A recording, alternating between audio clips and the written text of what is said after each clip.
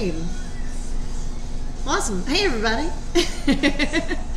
Sitting here at Core Brewing with our friend Rah Howard, who has his first album coming out this Friday, Let There Be Light. Mm-hmm. Gotcha.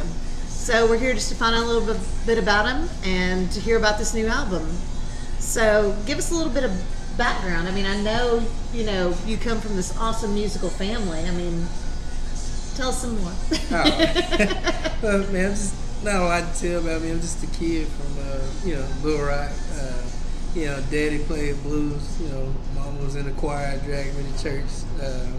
Granddaddy preaching, that kind of thing, man. It just, I don't know, man. Something just kind of took a hold of me and just lit a fire, man. And, I don't know, it just stuck with me. So, we got into it. There you go. When did you start performing? Was it in church or was it? Yeah, well, I think the first time I played sax. My first time played the saxophone in church when I was in the 4th grade. And I would have been, doing like actual music. I think I was probably 19 before I tried to go out and do my first gig. I said 18, 19. If anybody has video of that sax performance, I want to see it. But anyway, do you remember where that was when you first played out? Talking about the venue? Yeah. So first time I played, it was when I was 18 at a pool party, and I got booed. Oh. And then I think when I was 19, I tried to play again. I was auditioning. It may have been an audition, I think for the fair or something, for the state fair. Didn't make it, but it was it broke that stage fright I had, I think. Of course. And got back into it. Yeah. Mm-hmm. Gotcha. And you've got such a unique sound, and part of that comes from, I guess, the blues background with harmonica. When did you first pick up the harmonica? Man, it had to be 2010, 2011. So recently? Yeah, it's not been long. Yeah, it's been a long time, but it isn't too long, I think, compared to a lot of other guys. Right. Now, I heard a guy named Jason, probably butchering his last name, but Jason Ritchie play. And that dude was amazing, man. I was like, man, let me try to play harmonica, man, because he was just so amazing at it. Right. The rest, everything else is history. Goodness. Well, your local sound, I've seen you a couple of times at South on Main and Whitewater and playing with local bands. Who are some local bands, and even before the local bands of now, who are some that have kind of influenced you and maybe even taken you under their wing? Definitely Big Piff. I feel like I can't have an interview without giving him some type of praise or whatnot. But because he was a guy I was watching, trying to emulate, trying to be like. So Big Piff, 607s, Arkansas Bows, another guy, Goins. A lot of people probably don't talk about it and probably don't give as much credit as he deserves. But Goins, and because it was just mainly a lot of hip hop at first. Right. But it's changed now in terms of what I really, really like, what I'm vibing with right now. But that was kind of like the blueprint, I think, for me watching those guys. Of course, and you can definitely hear that in this new album, and a couple of those guys are on this new album. Yeah. Big Piff, man. Yeah. Again, help me out. Help little bro out. Lend me a verse. So. Right. Yeah. And then you've got our good friend Osiris. Yeah. Speaking of bro, our big bro. Yeah, the real big bro, as he was saying. Yeah. Yeah, he was another guy I've been vibing with for years. Me and him, it's like brother type relationship. Oh, for that's sure. That's my brother. Yeah, so he's on there. Other bro, Chris James, on there helping me out. Everybody on there. Gotcha, lyricist, poet extraordinaire. Yeah, man. That's a great guy, man. Yeah, so he's helping me out. I feel humbled to have him on there. Very much so. And then you've got some of the jazz influence on there too with Yeah, Philip Mouton. Yeah, that dude's he's GOAT, man. He's good, man. It's the truth. Yeah, I think he's like leading the jazz movement down here for young guys. So it's cool.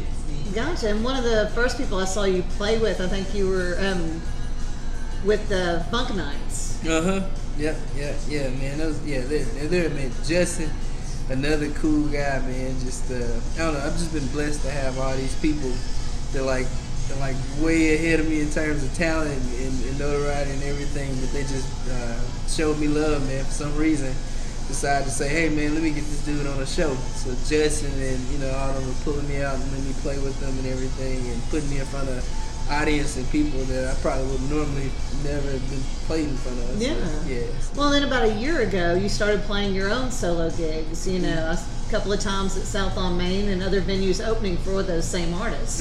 Yeah, man. Just yeah, it's been cool. Like opening like me and me and Daz and Bree played. Was it South on Main year before last? We all played together. I think that was our first. Y'all were all the new kids on the block at that time. Yeah. We all played the gig together. So it was cool, man. It was cool getting a chance to play for such. I'm be blessed with the opportunity to play with so many talented people, man. So, yeah. I gotcha. So what was finally the line in the sand that said, okay, it's time for me to make my own album. Time for me to get official music out there. Yeah.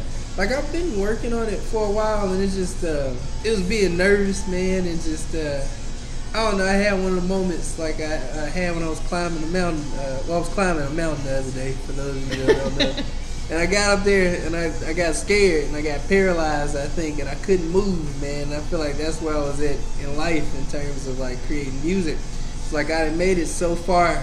And it's like I know it's time to make the next move, but I was too terrified, I think, and just kind of paralyzed to actually put out music. Because with music, that's your baby. That's so for me. That's something I've been working on for the past year. And then it's like after I give it away, it's everybody else's, so they can sit and say, "Man, I love it," or "Dude, yeah, you spent a year on this, but it's still trash."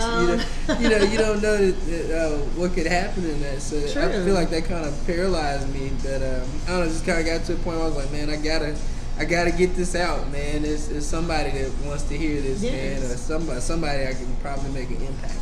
Well, no, and speaking of somebody that needs to hear this, I was listening to the album earlier, and sorry, y'all, it doesn't come out until Friday.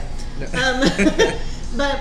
And it's so motivational. It almost sounds like these are the same pep talks you were giving yourself that you're finally trying to give to us now. Yeah. Yeah. I mean, that's real. Like that whole last track, I don't know if you listen to it, it's just me talking, trying to do like a motivational speech.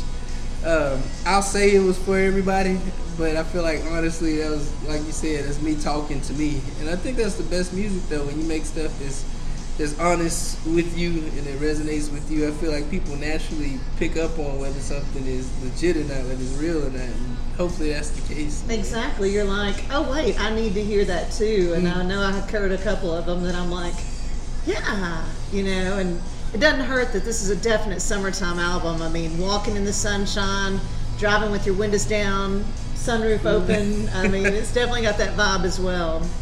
But again, with this graduating season, this is an awesome pep talk to give others. But let's see. It's all good. Yeah, no. But I mean, I've just been blown away and so excited for this album. And that last pep talk to yourself, before we finished the album, that was your pep talk before you hit send. And I mean, and we're so lucky for it, and I can't wait for people to hear this. So, well, how do people find your music? So they can either go to thehowardexperience.com, or you can actually check out the album or all my other stuff on iTunes, Spotify, Amazon Music, YouTube, just anywhere, everywhere. Right. All your online music needs. Yeah. But yeah, Howard Experience. Go to the artist. Yeah. Like you can listen to it on iTunes. You can do Apple Music, but please buy that. give me $10, please. So, right. Yeah. Well, and where do we see you next? So I'll actually be playing the Mini Makers Fair Saturday. And then I'm supposed to be playing, I'll be at the Joint on the 24th doing you ever heard of a Pachaka-Cha? No. Well, I'll be doing a Pachaka-Cha event that they're having. It's like where you it's 20 slides and you talk, I think, 20 seconds about any slide.